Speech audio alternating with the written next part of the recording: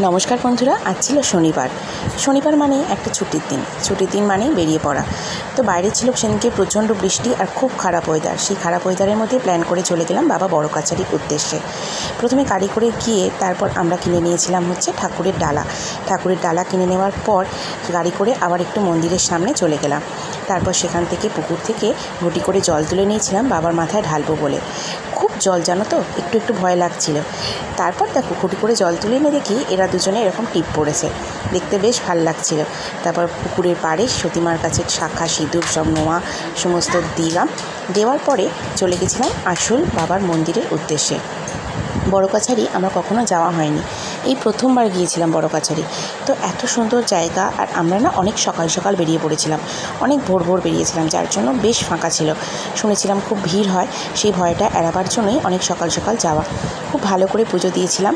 দেখো এইটাই হচ্ছে মন্দিরে যাওয়ার রাস্তা। তো মন্দিরে যাওয়ার পথে এর পেছনে দেখলাম এরা আসছে।